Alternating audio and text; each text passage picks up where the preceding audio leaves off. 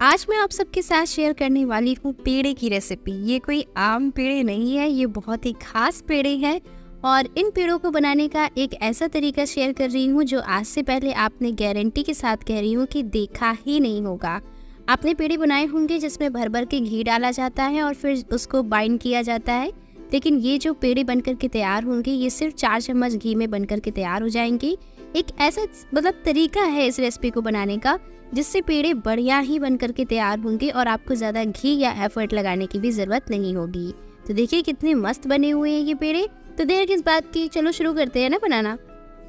तो आज हम बना रहे हैं गेहूं के आटे के पेड़े। तो जिसके लिए हमने गेहूं का आटा ले लिया है। ये 1 कप मैंने गेहूं का आटा जो है वो कढ़ाई में डाल दिया है और अब आपको बिल्कुल धीमी आंच पे इसे रोस्ट करना होगा। तो यहाँ पर आप चाहें तो और भी आटा लेके ढेर सारे पेड़े बना सकते हैं, लेकिन 1 कप आटे से भी आप देखेंगे कि काफ़ी सारे पेड़े जो हैं वो बन करके तैयार हो जाते हैं। तो बिल्कुल धीमी आंच पे आप इसे भूनते रहिए। कभी भी आटे को आप जो है मीडियम या हाई फ्लेम पे मत भूनिए, नहीं तो वो एकदम से जलने लगता है। और जैसे कि मैंने आप लोग से बात की थी ना कि मैं इस समय तीखे की रेसिपी भी शुरू कर रही हूँ, तो मैंने जो है आज सुबह ही डाला हुआ है। तो अगर आपने उसको चेक नहीं किया है, स्नैक की रेसिपी, नाश्ते की रेसिपी, तो आप उसे ज़रूर से चेक कीजिएगा और मुझे कमेंट करके बताइएगा कि आप इस तरीके की और रेसिपीज़ देखना चाहते हो कि नहीं। ठीक है, तो यहाँ पर देखिए 2 से 3 मिनट हो गए हैं और जो है इस तरीके से ये काफ़ी अच्छे से इसमें जो लाइट सा कलर है वो आने लगा है। अब हम इसमें बेसन डाल देंगे। आटे के पेड़े में कभी भी आप बेसन डालिए, उसका फ्लेवर बहुत अच्छा हो जाता है। तो यहाँ पर मैंने 1/4 कप जितना ही बेसन डाला है। इसमें बहुत ज़्यादा नहीं डालेंगे, सिर्फ 1/4 कप ही डालेंगे। बहुत ज़्यादा डालेंगे तो फिर एकदम से बेसन का फ्लेवर आएगा और फिर वो आटे के पेड़े ना बन के बेसन के पेड़े लगेंगे। तो अब बेसन और आटे को हम अच्छी तरीके से साथ में भून लेते हैं जब तक कि इसका हल्का सा कलर चेंज नहीं हो जाता है। आज की रेसिपी में आपको मिल्क पाउडर डालने की भी ज़रूरत नहीं है, मावा डालने की ज़रूरत नहीं है, पनीर या चाशनी से भी हम नहीं बनाने वाले इसे।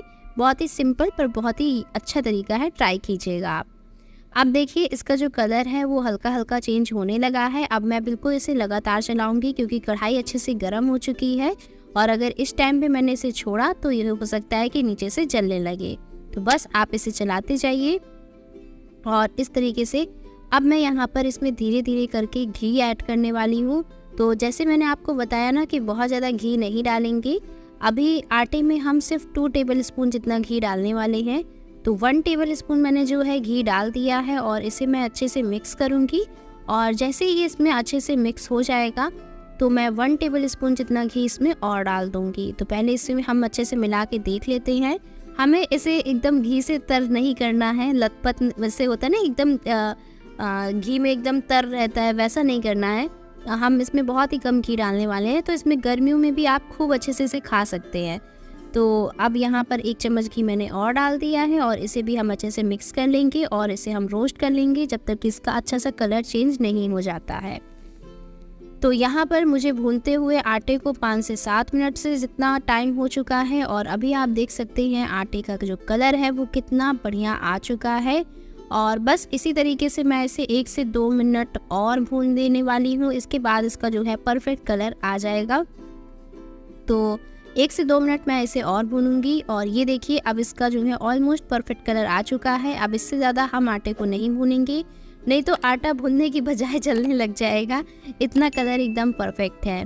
तो बस इस स्टेज पे आप गैस को बंद कर दीजिए और हो सके तो इसे तुरंत ही ट्रांसफ़र कर दीजिए किसी दूसरे बर्तन में, क्योंकि कढ़ाई गर्म होती है ना, तो अगर आपने इसे ऐसे ही छोड़ दिया तो तले पर जो है ये जल सकता है। तो इसीलिए हम इसे फ़ौरन से ट्रांसफ़र कर देंगे एक इस तरह से चौड़े बर्तन में। चलिए अब देखते हैं इस रेसिपी का नेक्स्ट स्टेप क्या है। तो नेक्स्ट स्टेप के लिए हमें चाहिए कढ़ाई में फिर से घी। तो यहाँ पर जैसे मैंने आपको बताया था कि टोटल 4 चम्मच घी का यूज़ करने वाले हैं। 2 चम्मच हम ऑलरेडी डाल चुके थे और 2 चम्मच जितना घी हम और डालेंगे। अब इस घी को जो है हम मेल्ट कर लेंगे। मेल्ट करने के बाद हम यहाँ पर डाल रहे हैं चीनी का भूरा या फिर जिसे तगार भी कहते हैं। तो ये हम चीनी का भूरा तगार इसे डाल देंगे। मैंने इसे 3/4 कप डाला हुआ है। आप यहाँ पर आधे कप या पूरा एक बराबर मात्रा में 1 कप आप डाल सकते हैं, मतलब कि जितना आटा है उतना ही आप डाल सकते हैं। अब इसमें हम तुरंत से मिला देंगे 2 बड़े चम्मच जितनी मलाई। तो यहाँ पर 2 टेबल स्पून जितनी मलाई मिला दी मैंने और अब आप देखेंगे कि मलाई के साथ में चीनी जो है हल्की सी मेल्ट हो जाएगी। ये तगार जो है हल्का सा मेल्ट हो जाएगा, पूरी तरीके से मेल्ट नहीं रहे होगा और दानेदार भी रहेगा।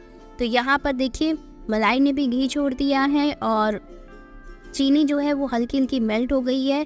बस इतना ही हम इसे कुक करेंगे और तुरंत से हम इसे डाल देंगे आटे पे। तो ये भुने हुए आटे पे हमने डाल दिया। अब इससे क्या है, जितना भी मॉइस्चर चाहिए होता है वो बगैर घी के या फिर कहें तो कम घी के इसको मिल जाएगा। अब देखिए अभी आपको जैसे हलवा सा लग रहा होगा कि यार ये क्या बन गया, हलवा सा बन गया, लेकिन ऐसा कुछ नहीं है। आप देखिए सिर्फ चलाते जाइए, ये अपने आप भुरभुरा होना स्टार्ट हो जाएगा। तो जैसे जैसे ये ठंडा होगा ये वैसे वैसे भुरभुरा होना स्टार्ट हो जाएगा। ये एक ऐसा तरीका है जिससे आप कम घी में बहुत ही बढ़िया स्वादिष्ट पेड़ा बना करके तैयार कर सकते हैं। खैर इससे आप लड्डू भी बना सकते हैं, लड्डू भी बन जाएंगे। और ये तरीके से हम जो है पेड़े बनाएंगे ना तो बहुत ही बढ़िया बन करके तैयार होंगे। अब यहाँ पर आप चाहें तो जायफल का पाउडर डाल दीजिए, इलायची का पाउडर डाल दीजिए या फिर यहाँ पर सौंठ का पाउडर डाल दीजिए, कुछ भी डाल सकते हैं। मैंने इलायची का पाउडर डाला है 1/4 छोटी चम्मच जितना और इसे मिक्स कर लिया है। और देखिए कितना ज़्यादा अच्छा ये दानेदार सा मिक्सचर दिख रहा है ना, इसमें खुद ही आप देख सकते हैं इतना ज़्यादा मॉइस्चर है कि अपने आप पेड़े बन ही जाएंगी। तो बस अब देर किस बात की, अच्छे से मिला लेने के बाद हम इसका धीरे धीरे जो है पेड़े बनाना स्टार्ट कर देते हैं। तो बहुत ज़्यादा बड़े पेड़े नहीं बनाने वाली हूँ मैं, छोटे छोटे से इसके जो पेड़े हैं वो बनाने वाली हूँ। और एक तरीका बताऊँगी आपको जिससे बहुत ही बढ़िया पेड़े बन करके तैयार होंगे। तो वो तरीका मैं अभी आपको दिखाती हूँ। देखिए इस तरह से पहले आपने मुट्ठी में बांध लेना है और कुछ इस तरह से उंगलियों और अंगूठे की मदद से इसे घुमाते जाइए और इसे दबाते जाइए। बहुत ही अच्छे शेप के पेड़े जो है वो बन जाते हैं कुछ इस तरीके से। अभी मैं आपको दूसरा बना के भी दिखाती हूँ और इसमें मैं थोड़ा सा तगार जो है इस तरह से लगा देने वाली हूँ, जैसे कि मथुरा के पेड़े होते हैं ना, बिल्कुल वैसे ही। खैर मथुरा के पेड़े जो बनते हैं वो बनते हैं देसी खोए से, उसको बनाने में काफ़ी टाइम जाता है, लेकिन ये आटे के पेड़े भी बहुत टेस्टी हैं। अब देखिए मैं आपको एकदम क्लियरली बताती हूँ कि आपको पेड़ा रोटेट कैसे करना है, किस तरीके से उसमें जो है उसका जो शेप है परफेक्ट वो देना है। पहले आपने छोटी सी बॉल ली, उसको आपने इस तरह से कुछ बांध लिया लड्डू जैसा।